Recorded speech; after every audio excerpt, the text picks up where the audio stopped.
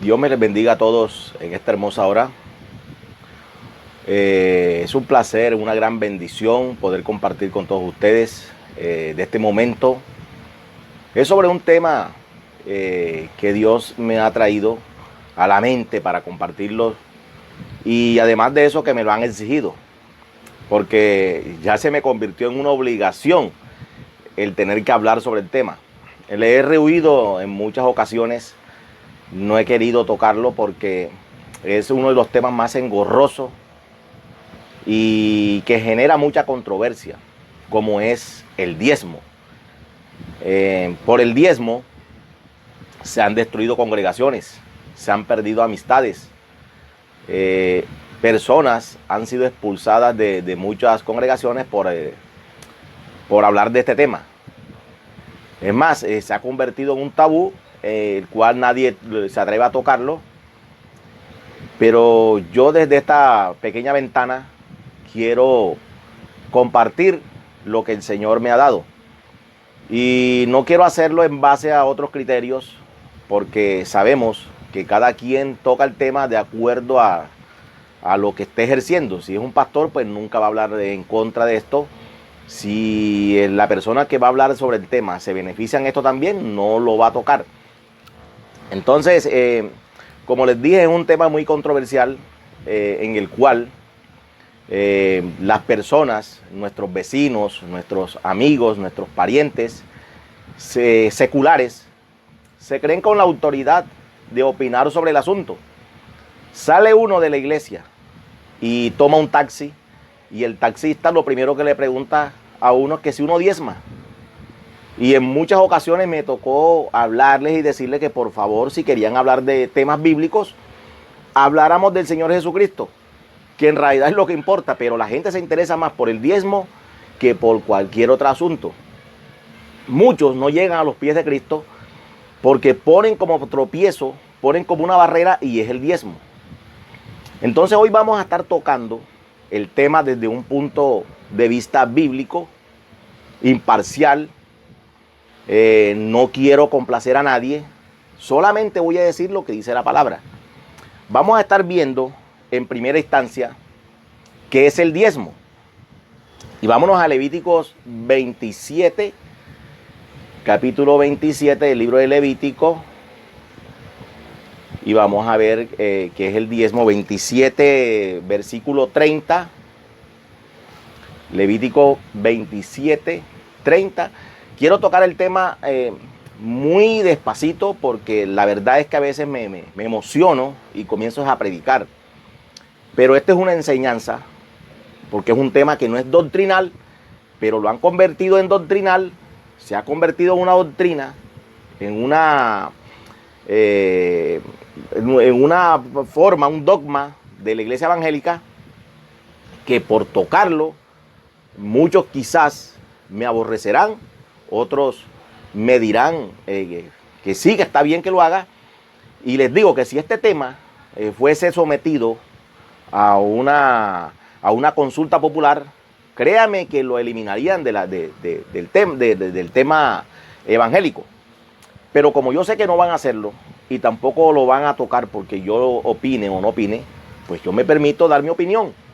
La acepten o no la acepten, yo lo voy a dar porque es mi obligación de tocar el tema. Entonces, ¿qué es el diezmo? El diezmo, aquí según Levíticos 27:30, dice: todo el diezmo de la tierra, así de la simiente del suelo como el fruto de los árboles, es de Jehová, ya está consagrado. Es decir, esta es la Biblia textual, pero vamos a mirar qué dice la Nueva Versión Internacional, que usa un lenguaje más moderno, para que vean qué dice aquí. El diezmo de todo producto del campo, dice la Nueva Versión Internacional, dice: el diezmo de todo producto del campo, ya sea grano de los sembrados o fruto de los árboles, pertenece al Señor, pues le está consagrado.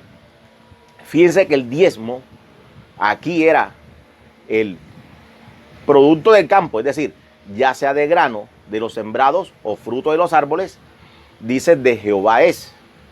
O sea que el diezmo aquí según la Escritura, en el Antiguo Pacto o Antiguo Testamento, dice que era de frutos y granos. Y más adelante, vamos a ver el 31, dice, si alguien desea rescatar algo de su diezmo, deberá añadir a su valor una quinta parte. En cuanto al diezmo del ganado, mayor y menor, uno de cada 10 animales contados será consagrado al Señor. Fíjense qué tema tan de gran bendición. Fíjense que el diezmo que se daba en especie. Se daba de los frutos y de las semillas, es decir, trigo. Sabemos que el pueblo de Israel en la antigüedad era un pueblo agrícola y ganadero. Entonces, aquí se le estaba exigiendo diezmo, porque está escrito en la ley, del producido de la tierra, es decir, de los frutos, de las semillas y de los animales, del ganado, de las ovejas y de las cabras. Eran animales, de los animales puros, es decir, animales que se podían consumir. Si había animales inmundos, ya eso tenía otra ley, y era de la ley de la primogenitura, ya se hacía otro procedimiento, pero vamos a hablar exclusivamente del diezmo.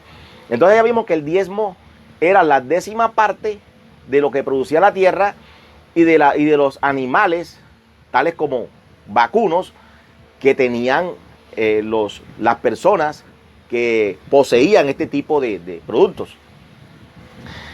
Esos diezmos lo exigía la ley para el sostenimiento de los levitas. El libro de Deuteronomio, capítulo 14, 22, vamos a ver qué dice, para que ustedes vean también. 14, 22. Vamos a ir suave. Voy a tomarme todo el tiempo que pueda, porque es un tema que tiene que quedar claro para no generar controversia. Vamos a estar viendo lo que es el diezmo en el Antiguo Testamento. Y luego vamos a pasar al Nuevo Testamento para ver qué tan bíblico es el recolectar diezmos en este tiempo. Dice aquí, Deuteronomio 14, 22, dice, cada año sin falta apartarás la 10ª parte de todo lo que produzcan tus campos. En la presencia del Señor tu Dios comerás la 10ª parte de tu trigo, tu vino y tu aceite, y de los primogénitos de tus manadas y rebaños. Lo harás en el lugar donde Él decida habitar. Así aprenderás a temer siempre al Señor tu Dios. Cuando yo leo este texto, me surge una pregunta que también le debe surgir o le debe brotar a usted que me está escuchando. ¿Por qué se hablaba de diezmo en especies y no en dinero? ¿Será que el dinero no existía? O sea, dirá usted, no, el dinero, le respondo yo, sí existía para ese tiempo. Pero el diezmo no se pedía en dinero, sino en especies. Entonces me surge otra pregunta. ¿Quiénes diezmaban? ¿Quiénes estaban obligados a diezmar si el diezmo era según lo producido de la tierra y según los animales vacunos que tenían los que poseían ese tipo de animales? Si ellos eran los que estaban obligados a diezmar, entonces, ¿a quiénes? ¿Cómo hacían los que tenían, los que eran carpinteros, por ejemplo, los que eran herreros, los que eran pescadores? ¿Qué hacían ellos con el diezmo? Pues simplemente ellos no estaban obligados a diezmar, porque solamente el diezmo se le exigía a los que tenían tierras y propiedades de animales, que podían diezmar para el sostenimiento de los levitas. Entonces, vamos a dejar claro que los que no eran agricultores ni ganaderos no estaban obligados a diezmar, ni tampoco los extranjeros, porque el diezmo era algo exclusivo que se le estaba dando, era una ley, un impuesto del 10% con unos fines. Y no solamente era un diezmo, eran 3 diezmos que se recolectaban para diferentes fines. Vamos a ir desglosando. Ya vimos que el diezmo era en especies, no en dinero.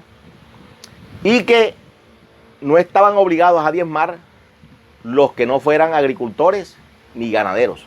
Solamente se les exigía el diezmo a los que eran agricultores y ganaderos, para ir dejando claro ese tema y ustedes vayan anotando allí quiénes estaban obligados a diezmar y quiénes no.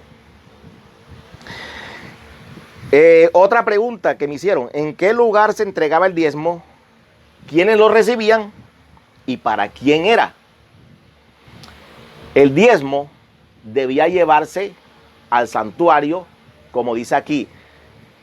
Dice aquí en Deuteronomio capítulo 14, 23, dice: en la presencia del Señor tu Dios comerás la 10ª parte de tu trigo, de tu vino y de tu aceite, y los primogénitos de tus manadas y rebaños. Lo harás en el lugar donde Él decida habitar. Y todos sabemos que Él decidió habitar en el tabernáculo y posteriormente en el templo. Entonces, como ellos estaban allí, como dice Deuteronomio 12, vamos a mirarlo, 12:1, dice: estos son los preceptos y las normas que tendrán cuidado de poner en práctica mientras vivan en la tierra que el Señor y Dios de sus antepasados les ha dado en posesión. Es decir, una vez que ellos entrasen a la tierra prometida, comenzaba a regir la ley. En el desierto no estaban obligados ellos a diezmar. Recordemos que en el desierto ellos eran alimentados, todo el pueblo de Israel en general era alimentado por el Señor a través del maná diariamente, que el maná cesó de llegar, de caer, una vez ellos entraron a la tierra prometida, y automáticamente la ley de Moisés comenzaba a operar, comenzaba a regir. Entonces, una vez que comenzara a regir la ley de Moisés en la tierra prometida en su totalidad, porque sabemos que aún estando en el desierto, ellos comenzaron a guardarla, pero no tan rígidamente como cuando entraron a la tierra prometida. Entonces vemos que el diezmo no se lo podían dar al sacerdote, de pronto si era amigo, encontrárselo por ahí en la esquina. Mira, aquí te traes estos 10 bultos de trigo, mira, te regalo estas 2 vaquitas. No, el diezmo se llevaba, como dice el libro de Malaquías. Vámonos al libro de Malaquías. Gloria a Dios. Este tema es de gran bendición si lo sabemos entender. Pero si te llenas de rabia y quitas el video antes de que tenga que decir todo lo que voy a decir, de seguro no te va a hacer bendición. Pero si lo escuchas hasta el final, va a ser de gran edificación para ti y para todos aquellos que te escuchen posteriormente. Dice Malaquías 3:10: traigan íntegro, te estoy leyendo la nueva versión internacional, el diezmo para los fondos del templo, y así habrá alimento en mi casa. Pruébenme en esto, dice el Señor Todopoderoso, y vean si no abro las compuertas del cielo y derramo sobre ustedes bendición hasta que sobreabunde. Aquí es claro, dice que los traigan para los fondos del templo. La Reina Valera de 60 dice al alfolí. Entonces el alfolí era una bodega, porque sabemos que el templo no era un ranchito ahí en un rincón de Israel. No, el templo de Jerusalén era lo más lujoso que había. Era el boom, era el motivo para que los israelitas se gloriaran delante de las personas, de que hicieran alarde de que tenían un Dios poderoso a través de su templo. El templo era un complejo de edificios en el cual habían unas bodegas que se llamaban alfolí, y en esas bodegas se almacenaban los diezmos que eran en grano, que eran en especies de los israelitas. Y además de eso, habían unos corrales donde también guardaban o cuidaban de los animales que ellos ofrendaban y de los que diezmaban. Sabemos que los que tenían ovejas, por ejemplo, si una persona tenía 1000 ovejas, entonces ponían especies, los que son del campo, un portillo, y comenzaban a hacer pasar por ese portillo, y en la entrada del portillo estaba un sacerdote, y el décimo de todo el que fuera pasando, fuera gordo, flaco, lo que sea, lo iban apartando para el Señor.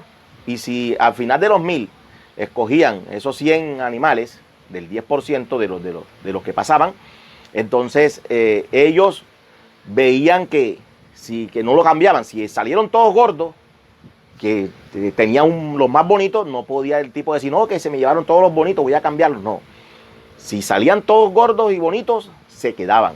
Si salían 3 flacos, y él decía, bueno, yo quiero cambiarlo por este más bonito porque quiero darle lo mejor al Señor, se los daba y se llevaba su animalito flaco y lo engordaba nuevamente y después, pues, posteriormente podían presentarlo como diezmo.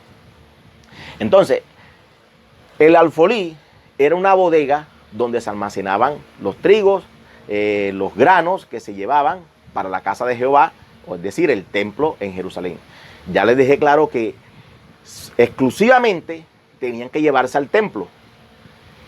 Y para diezmar tenía el templo que estar en pie.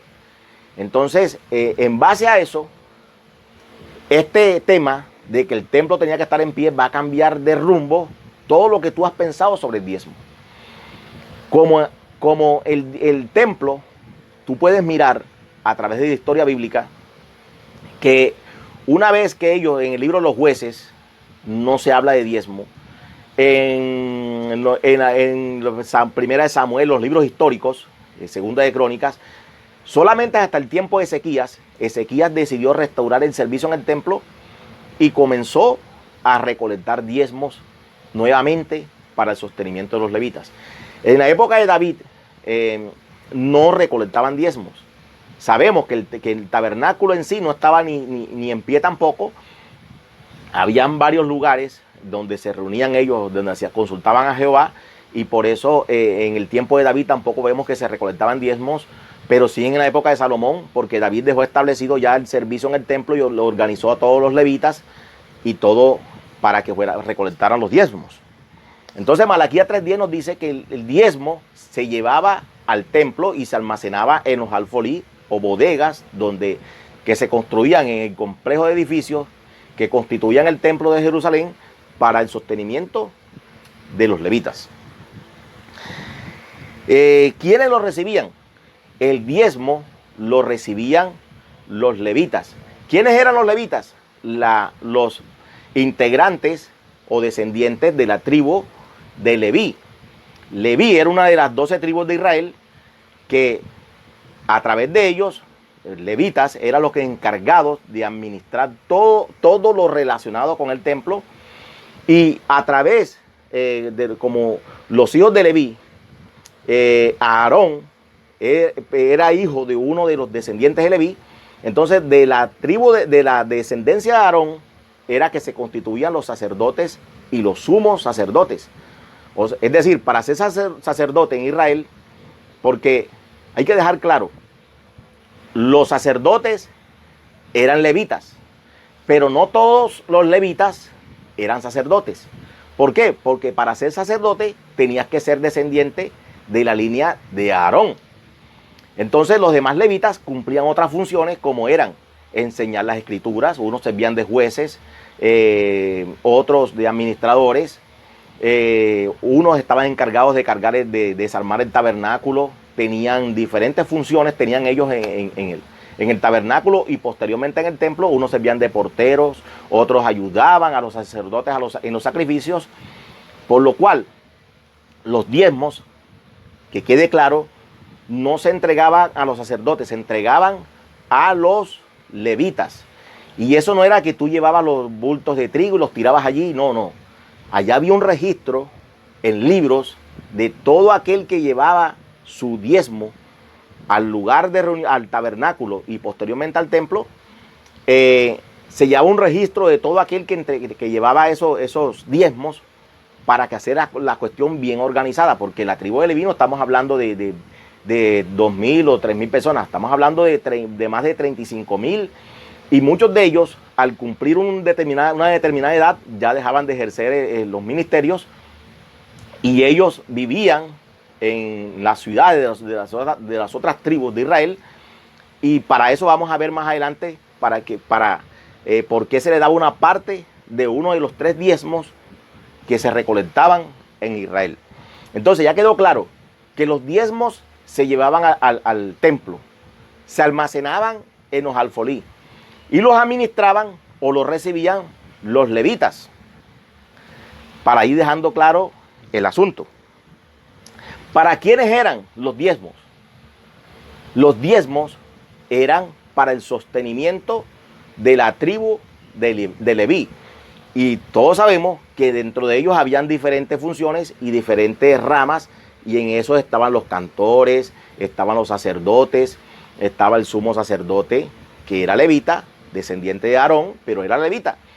Pero entonces me asalta una pregunta, si en ese momento, si ya viendo esta parte de quiénes eran, entonces vamos que anoten esta cita que les voy a dar para que les quede claro y ustedes mismos investiguen de acuerdo a los versículos, a los textos que les voy a dar, para que no vayan a decir que yo hablé de mi imaginación o que yo estaba diciendo cosas por decirlas. Anótense Deuteronomio 12, todo el capítulo, ahí va a hablar de los diezmos. Deuteronomio 14, prácticamente todo también. Deuteronomio 26, 12 y el versículo 11 también del mismo capítulo 26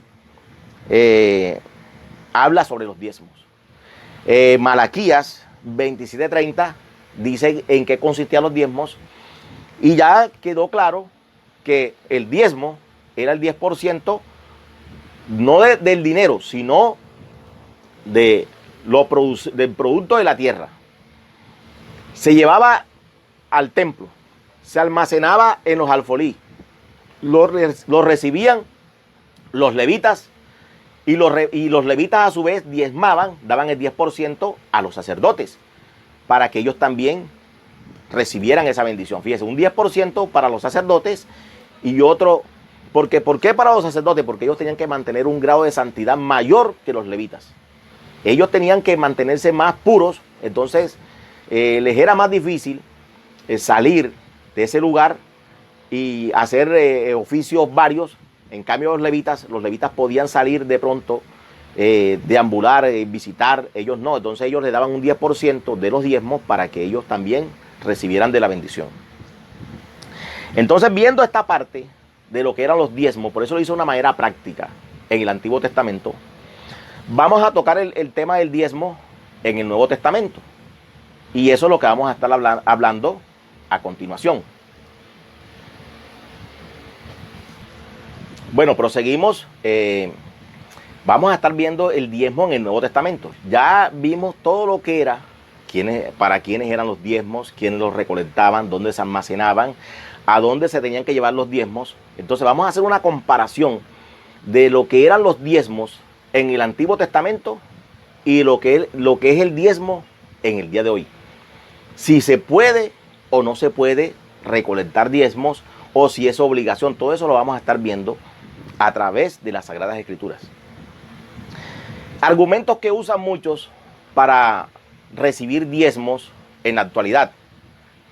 Ellos dicen, citan muchos el pasaje de Génesis 28, donde Jacob, cuando iba huyendo de Esaú, hizo un voto, no un pacto, hizo un voto que es muy diferente al pacto, y ese tema lo vamos a tratar en otra ocasión.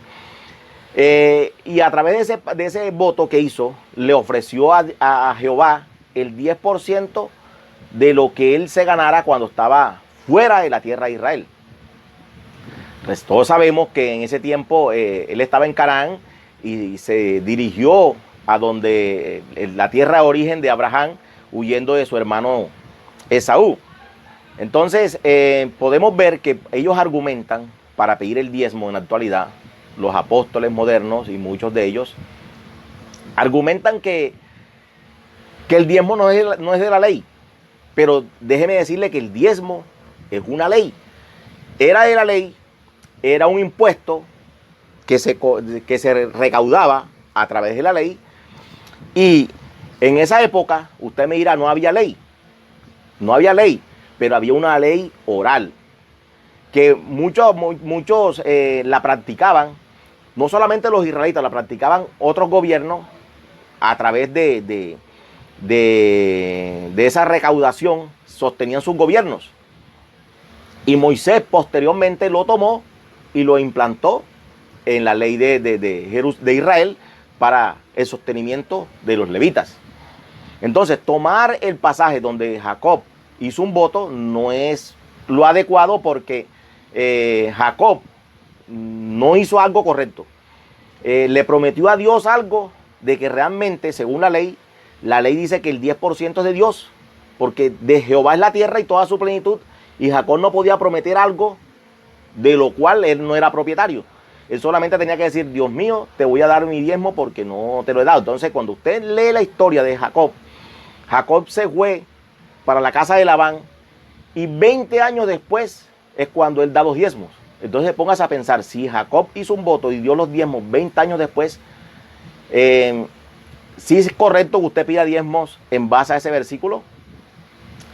Otro argumento que tienen para pedir diezmos es que Abraham le dio el diezmo cuando regresaba de la batalla, se los dio a Melquisedec. Entonces dice, si Abraham dio diezmo, que es el padre de la fe, nosotros también vamos a dar diezmos. Pero el diezmo que dio Abraham no era el diezmo en especies de trigo y eso, sino el diezmo de un botín de guerra, porque todos sabemos que usted, para ir a la guerra, usted no va a decir, voy a invadir a otro territorio, voy a pelear contra otra tribu. Sí, vamos, qué chévere, vamos allá con piedra. No. Se necesita para ir a la guerra una inversión. Por eso que usted ve que cuando, por ejemplo, Estados Unidos, que es un país que vigila mucho la seguridad a nivel internacional, cuando ellos van a invadir o van a atacar una nación, no lo hacen solos. O sea, buscan unos aliados, en este caso la OTAN, y todos aportan a la causa común y con un propósito. O sea, ellos no dicen, voy a meterme a Irak porque invadió a Kuwait, porque no me gusta que lo invadió. No, ellos sabían que si iban a invadir a Irak era porque en Kuwait había petróleo y a través del petróleo ellos iban a recuperar la inversión que hacían para ir a esa guerra. De igual forma, en la antigüedad, cuando ellos decidían tomar parte en un asunto, se buscaban aliados, y vemos el caso de que Abraham buscó unos aliados para ir a rescatar a su sobrino Lot. Entonces, cuando regresaron, repartieron el botín de guerra. Ellos sabían que si entraban a una ciudad de esa, iban a encontrar oro y una cantidad de cosas. Y Abraham le dio el diezmo del botín de guerra a Melquisedec. O sea que ese diezmo, entonces tendríamos que implantar que nosotros podemos ir a robar, a pelear contra otra ciudad. Robamos un banco y luego damos el diezmo. Cosa que no es bíblica, porque la palabra dice que no traeremos a la casa de Jehová el precio de un perro o de una ramera, porque Dios no acepta ese tipo de ofrendas, de diezmos que tengan mala procedencia. Si el diezmo, por ejemplo, lo va a dar un narcotraficante, lo va a dar una persona que es ladrona, que está robando en su empresa, y de pronto, para hacer alarde de que da un buen diezmo, si se gana 2 millones de pesos legalmente, él debe dar 200,000 pesos. Pero si de pronto está robando y se está robando 30 millones y él aparece que va a dar 3 millones de pesos mensuales, y de pronto el líder o pastor de ese lugar dice, uy, qué bendición tan tremenda, este hombre diezma, mejor dicho, mejor que todos ustedes. Pero nunca preguntan, nunca hacen una investigación de dónde procede ese diezmo. Si el diezmo viene de mala procedencia, no es de bendición para tu congregación. Antes te trae maldición, te trae una atadura que no te va a dejar prosperar en nada, porque tarde que temprano las cosas que uno haga malas se les regresan. Y ese tipo de personas, yo he escuchado pastores decir que si un narcotraficante le ofrece una suma de dinero, él le parte el brazo, como dicen aquí en el argot popular, o le recibe el dinero porque él lo ora y lo santifica. No es bíblico, es de mala procedencia y no es de bendición ni para tu congregación ni para tu vida. Así es que el diezmo es algo santo, es algo sagrado que pertenece a Dios, y que Dios en su momento, cuando él pedía eso, era porque lo hacía con un propósito y era para el sostenimiento de los levitas. Gloria a Dios. Entonces vamos avanzando. Ya vimos el argumento que tenían ellos, que tienen muchos, de tocar el tema de Jacob, de Melquisedec con Abraham. Y entonces cuando usted le dice que el diezmo es de la ley, dice, no, aquí no había ley, aquí había la gracia, aquí estábamos en otra dispensación. Pero cuando usted le dice, ¿por qué no guardas el día de reposo?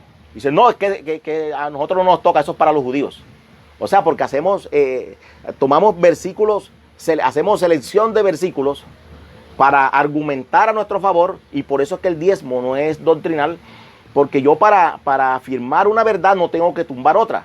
Entonces, si yo digo que yo diezmo, porque el diezmo estaba antes de la ley, también el día de reposo, con mayor razón, porque el día de reposo estaba instituido en el mismo huerto del Edén. Estando Adán y Eva en santidad, Dios les colocó el séptimo día para día de reposo.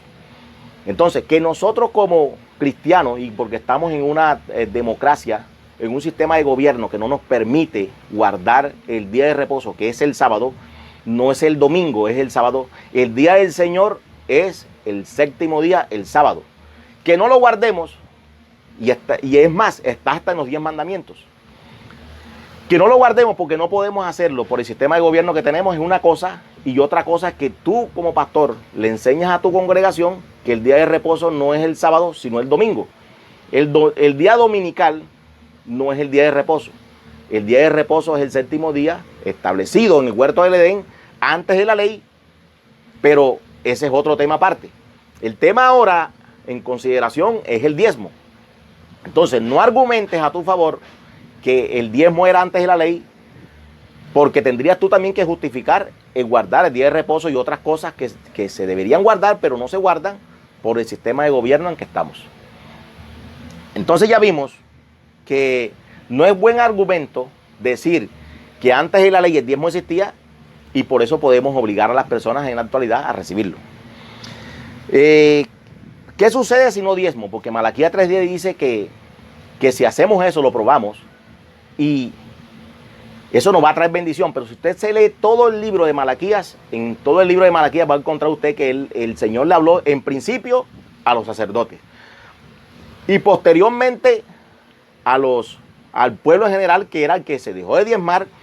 Como vio que había pecado, los sacerdotes y los levitas no estaban ejerciendo bien su labor, el pueblo no diezmaba y abandonaron la casa de Dios.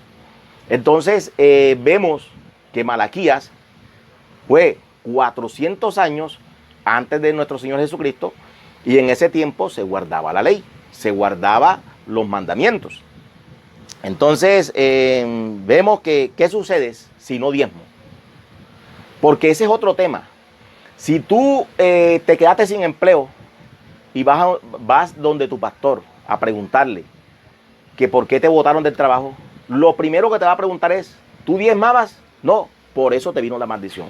Si vas enfermo con un dolor de muela, te preguntan enseguida, ¿tú estás diezmando? No, por eso te vino la enfermedad, porque él dice que él reprenderá al devorador por nosotros. Entonces dicen ellos que el devorador representa al diablo. No, el devorador era literalmente las langostas que se comían los cultivos.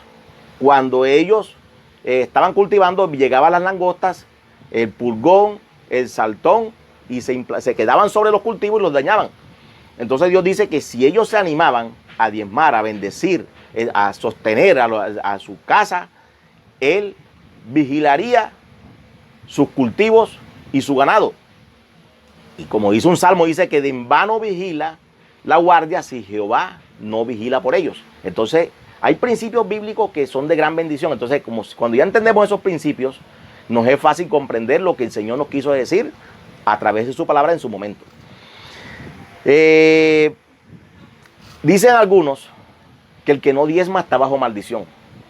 Entonces, si tú dices que el diezmo te trae maldición si no lo practicas, entonces estás diciendo lo que Efesios 1:3, que dice que el Señor nos bendijo con toda bendición.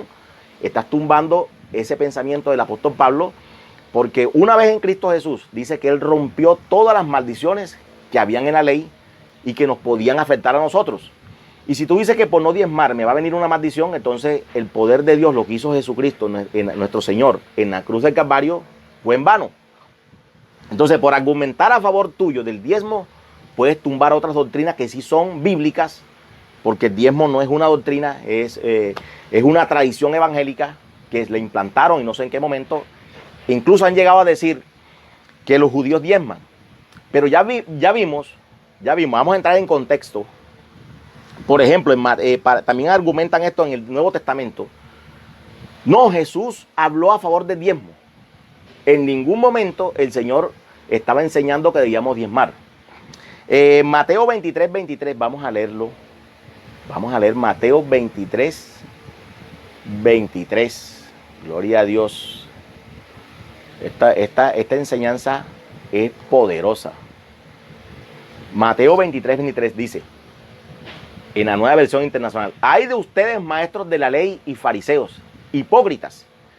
Dan la 10ª parte de sus especias, la menta, el anís y el comino. Pero han descuidado los asuntos más importantes ¿de qué? De la ley, tales como la justicia en la ley, la misericordia y la fidelidad. Pertenecen a la ley, dice aquí. Debían haber practicado esto sin descuidar aquello. Es decir, si eran tan rígidos en diezmar cosas que Dios no les estaba pidiendo en ese momento, como era la mente y el anís y el comino, que eran cosas que eran triviales, no eran tan fundamentales diezmar, pero ellos la hacían, pero se olvidaban de practicar la justicia, la misericordia y la fidelidad. Entonces el Señor los está regañando, les está llamando la atención, le dice, esto os era necesario hacer sin dejar de hacer lo otro. ¿Por qué el Señor le dijo así a los fariseos? ¿Es que acaso el Señor está justificando el diezmo en la actualidad? Ya les dije al principio que para diezmar, los diezmos tenían que llevarse al templo. En ese momento, cuando el Señor está hablando eso, el templo estaba en pie. Todos sabemos que el templo estaba en pie y que Herodes, el grande, fue el que lo construyó. Y en ese momento había el sistema de sacrificios, habían levitas, habían sacerdotes y la gente, los que tenían sus cultivos, diezmaban. Entonces nos surge una pregunta, ¿será que el Señor Jesucristo diezmó? ¿Estaba obligado a diezmar? Algunos dirán, no, él como judío diezmó. Déjenme decirles que el judaísmo no es lo que todos pensamos, una religión compacta. El judaísmo tiene una cantidad de ramificaciones, de ramas, que hay 70 clases de judaísmo aproximadamente. Es decir, que practican diferentes cosas. Hay unos que piden diezmo en dinero, como los pastores. Otros se abstienen de hacerlo porque ellos saben que solamente el diezmo se podía recaudar estando el templo de Jerusalén en pie. Entonces, en ese momento que mi Señor Jesucristo dijo esa frase, estaba el templo en pie y por eso Él no habló en contra del diezmo, porque era bíblico hacerlo, estaban en la ley y estaban ellos practicando algo que era para sostenimiento de la casa de Dios. Entonces, ese argumento de que el Señor Jesucristo lo mencionó y debe ser causal para pedirlo, se queda sin base.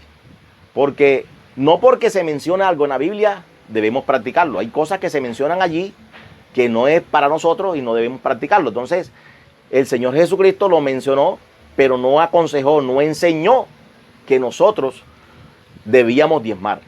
¿Por qué? Porque el templo no está en pie hoy en día. Nuevamente ellos dicen, en el Nuevo Testamento hay versículos que corroboran que sí debemos diezmar, porque en el libro de Hebreos 7, vamos a Hebreos 7, Hebreos capítulo 7, versículos del 6 al 8, gloria a Dios, dice, en cambio Melquisedec, que no era descendiente de Leví, recibió los diezmos de Abraham y bendijo al que tenía las promesas. Es indiscutible que la persona que bendice es superior a la que recibe la bendición. En el caso de los levitas, los diezmos los reciben hombres mortales. En el otro caso los recibe Melquisedec, de quien se da testimonio de que vive. Fíjese que aquí está hablando de que los levitas reciben los diezmos. Los levitas. ¿Y por qué el apóstol Pablo tocó ese tema allí? Porque en ese momento estaba el templo en pie. El templo fue destruido en el año 70 después de nuestro Señor Jesucristo, cuando el general romano Tito vino y arrasó a Jerusalén y destruyó el templo. A partir de entonces no se toca el tema de los diezmos. No es doctrina apostólica. Hablo de verdaderos apóstoles que están aquí en la palabra de Dios. No enseñaron sobre el diezmo, lo cual nos da a entender que nosotros, o nos aclara que nosotros no estamos obligados a diezmar, porque no es una doctrina apostólica, no es una doctrina bíblica que nos obliga a nosotros a diezmar. Entonces, vemos que nos justificamos, y yo quiero hacerlo también, que nosotros como seres humanos nos gusta que todo sea obligado. Ejemplo, si quitamos el diezmo y decimos vamos a ofrendar, que es lo bíblico, no diezmamos, vamos a ofrendar, téngalo por seguro que si es así, cerraría muchas iglesias cristianas. Por eso yo, aunque no justifico el cobro del diezmo, la exigencia del diezmo, sí estoy de acuerdo que lo pidan, pero que lo pidan de una manera voluntaria. Que la persona no se sienta obligada bajo la amenaza de maldición, bajo la sugestión de que si no diezmas te vienen juicios, te vienen males y te vas para el infierno por ladrón, porque eso dicen muchos pastores, le dicen a sus congregantes, que si no diezman se van para el infierno porque los ladrones no entrarán al reino de los cielos. Y incluso hay testimonios que dicen que vieron personas en el infierno porque no diezmaban. Eso no es bíblico. Los testimonios no es la palabra de Dios. Por eso que hay muchas personas que se inventan un testimonio para hacer dinero y van de iglesia en iglesia contando el testimonio, y la gente recibe eso como palabra de Dios y son experiencias personales y muchas veces cosas que se inventan esas personas para recaudar fondos. Nadie se va para el infierno porque no diezmo o porque no diezma. Yo personalmente diezmo. Yo colaboro con la obra de Dios porque sé que nosotros como iglesia necesitamos un sostenimiento. Si tenemos un aire acondicionado, hay que pagar los recibos de la luz y vienen bien costosos. Hay que pagar agua, hay que pagar todo. Pero cuando comenzamos a aplicar Biblia y el pastor o líder de esa congregación dice, no es que el diezmo es del pastor. No, amado pastor, el diezmo no es del pastor. El diezmo lo recaudaban los levitas.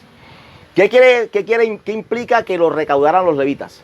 Eso quiere decir que si el diezmo debería repartirse una parte para el pastor y otra parte para los servidores de la iglesia, que no son levitas, pero son servidores, entonces deberían ellos también recibir una bendición, una bonificación en dinero, que se está dando dinero, entonces reciben dinero para el sostenimiento de ellos, porque hay personas que se dedican a la obra de Dios, van a la iglesia, hacen aseo, otros tocan en el grupo de alabanza, otros son los que hacen los mandados, y viven día y noche metidos en la congregación, y muchos de ellos tienen familia, tienen hijos, pero no reciben una ayuda de la iglesia. ¿Por qué? Porque todo el diezmo, todo el dinero que llega, el pastor se lo echa al bolsillo, y bajo el argumento que él es el ungido de Jehová, se queda con el dinero y argumentando con versículos fuera de contexto que el diezmo es del pastor, porque el diezmo es del sacerdote. No, ya les dije que el diezmo lo recibían los levitas y que ellos le daban un 10% a los sacerdotes. Y que solamente no eran para los levitas, eran también para las viudas, los huérfanos y los pobres. Por eso se recortaban 3 diezmos.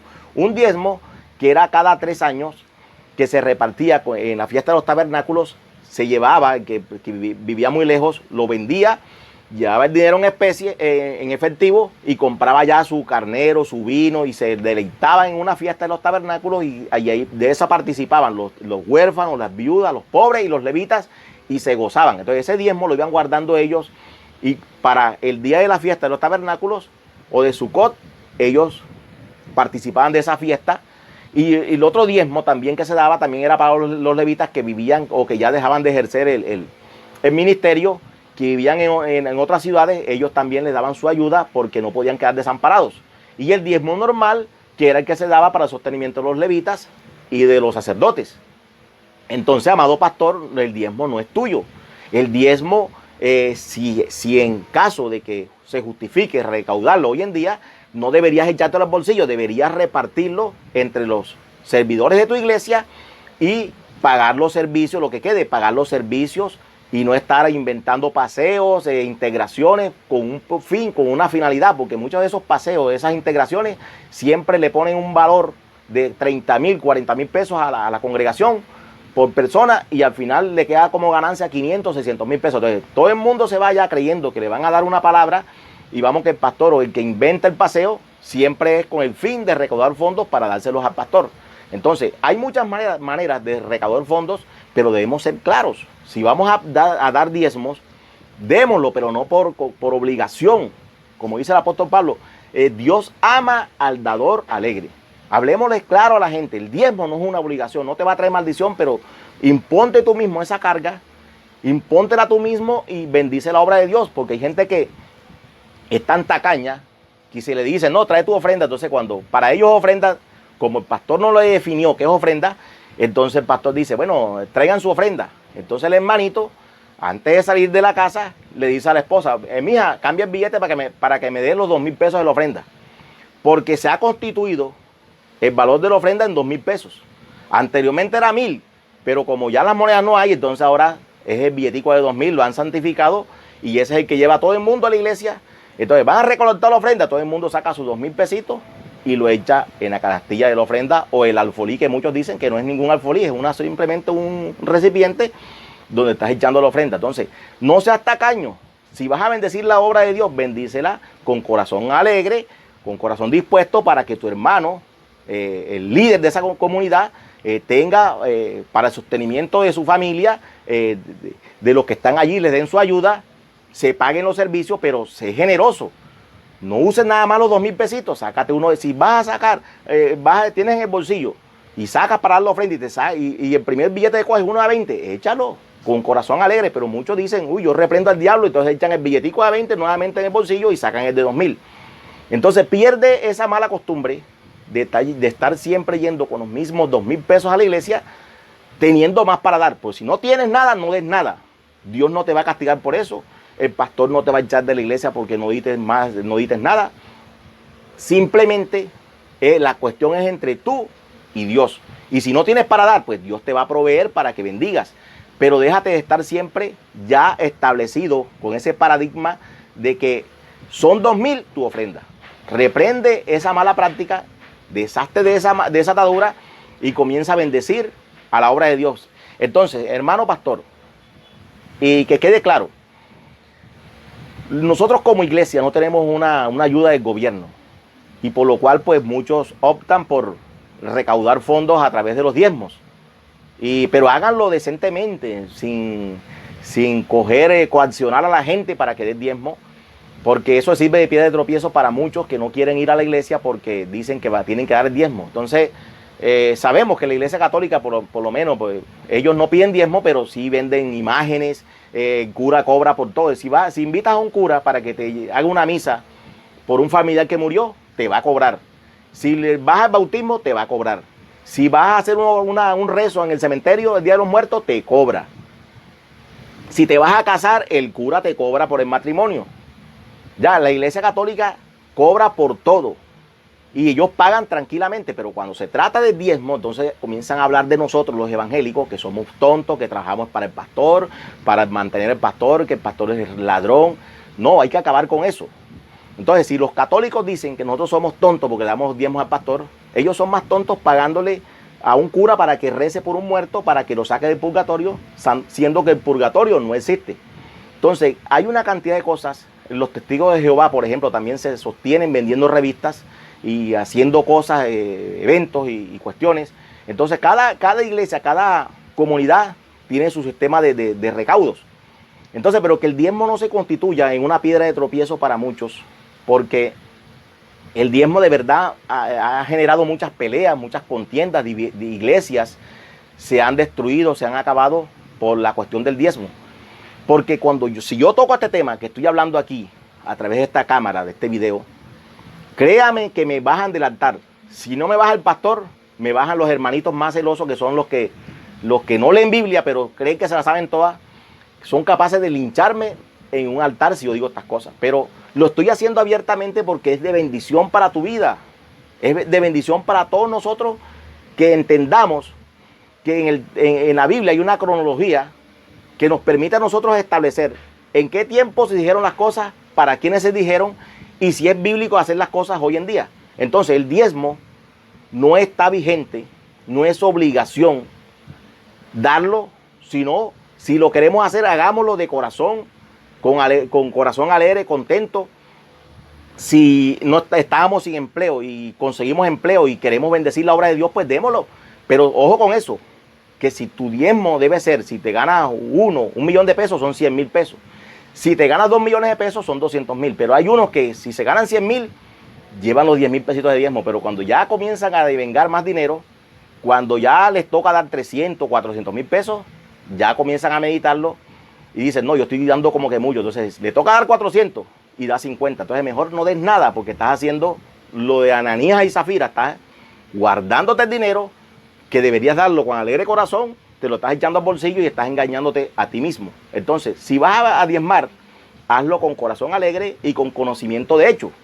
No es obligación, es voluntario el diezmo hoy en día. Cuando mi Señor Jesucristo habló sobre eso, el templo estaba en pie. Cuando el apóstol Pablo tocó el tema del diezmo, el templo estaba en pie. Y hoy en día los judíos no diezman porque hay cosas que son de la ley y solamente se pueden practicar si el templo está en pie. Y como el templo en la actualidad no está en pie, no está construido, hay cosas que no se practican. Y una de esas son los diezmos. Pero saben, ya quedó establecido también que hay 70 clases de judaísmos y habrán algunas sectas judías que cobrarán diezmos, pero sin base bíblica, como lo hacen muchas iglesias también. Entonces, mi hermano, mi amigo, espero que te haya quedado claro que el diezmo es una bendición porque te despojas de algo para dárselo al Señor para que la obra de él crezca.